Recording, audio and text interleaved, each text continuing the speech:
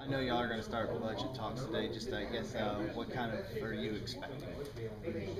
Well, we don't expect the next couple of days to be very much fun. It's always great and easy to govern when you have plenty of money and your department heads are as good as ours are, and they have reasonable requests. So it's fun doing budgets those times, but times like this when your revenues are down, when your total requests for the year are $8 million more than what your revenue is going to be, then those times are not fun, and so the next couple of days will be tough, but we have a certain amount of money that the taxpayers send us, and that's all the money we can or are going to spend. Can you talk a little bit about the hiring freeze and how that's going to work with the process? Well, we currently have 15 is the number that I got, vacant positions, and it is probable, looking at this budget, that we may have to actually eliminate some positions. Not something we want to do, but certainly not something we want to do when there are people in those positions. We felt like these 15 vacancies we could leave vacant. It would give us some leeway, if you will, to eliminate positions that don't have people in them. In other words, we won't be terminating people. So we put in the hiring freeze today, and you're only talking about a month and a half, and I don't think there's any department that can't operate for a month and a half with one or two less people. How much of an impact will those 15 jobs have against the budget deficit? Well, for the next month and a half, it won't have a huge one, but for the entire budget, they're varying jobs. It'll have a significant impact. You don't get to $8 million, or realistically, we need to look at cutting five probably. You can't do that strictly with operational things. I mean, you can cut out a copier, you can cut out paving a road, and you've saved $300,000 or $400,000. But when you're talking about several million, 55% or more of our budget is labor, and so we've got to look at that too. Are you still are you going to consider looking into dipping into the reserve fund? We will. Our budget this year, I'm sure, the reserve fund will be lower than we end the year in. So yes, we will. We have to. We're not required to, but it's good management to keep a reserve in place. Our minimum level, we think, is $3 million. It looks like we're going to end the year with 3.6 or something. So there's a little bit there of flexibility. It really should be higher than that. In good times, our reserve was up around $6 million, which is really where it needs to be. But we're not in good times right now, and we've got to continue to provide services. But at the same time, we've got to be responsible, and we can't spend every dime we bring in. So $3 million is the number we're going to shoot for a reserve, and we'll feel comfortable with that. Have you looked at possible how many positions and where they would come from that you have to cut? We haven't really gotten into that detail yet. These 15 that are out there obviously are just 15 random positions that happen to be vacant right now.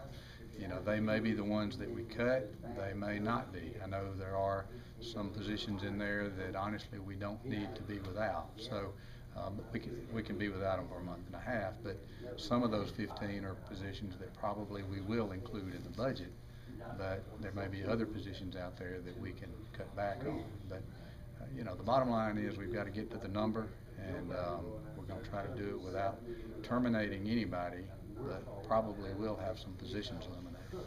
Is this from overspending? Not at all. Our department heads will come in under budget. I don't know of a single department, with one exception, that will come in over budget. So it's not a spending problem. They've done a good job. Our department heads, as always, have done a good job of spending the money that was budgeted. This is a revenue issue, and a revenue issue becomes a spending issue. So we've just got to tighten our belts and make do with the money we've got.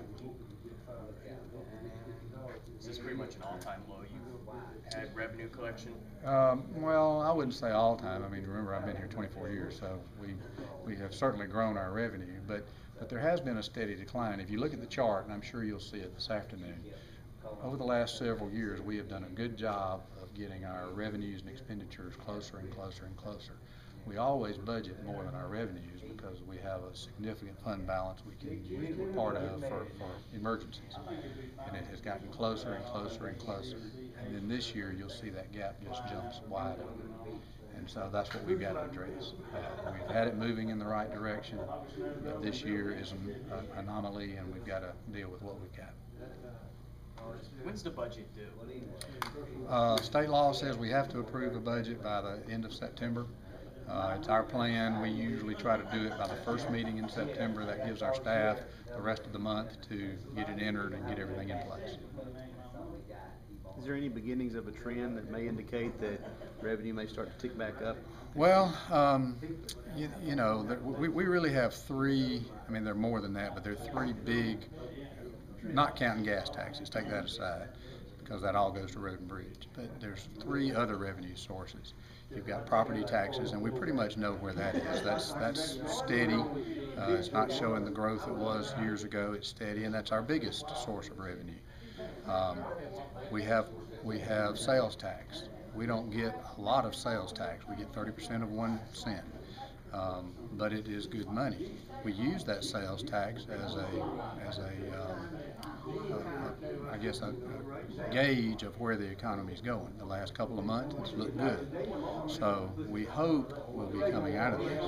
But the one that is difficult to project and the one that is down the most are what I call the consumer fees, the car tags, the car taxes, the real estate filings, the probate recordings, those kind of things that are determined by purchases of vehicles, purchases of houses, transfers of real estate, license purchases, those things. And those are down significantly. So, you know, those it's hard to judge because they are a consumer. You know, we're conservative in our budgeting on revenues. We always have been, but this year is it's just a difficult time for all of us. You know, you at home are feeling the punch or the crunch. You're not feeling any punch. You're feeling the crunch at home, and we are here too. So we've just got to tighten our belt a little more, but continue to provide the essential services. You know, we're not gonna not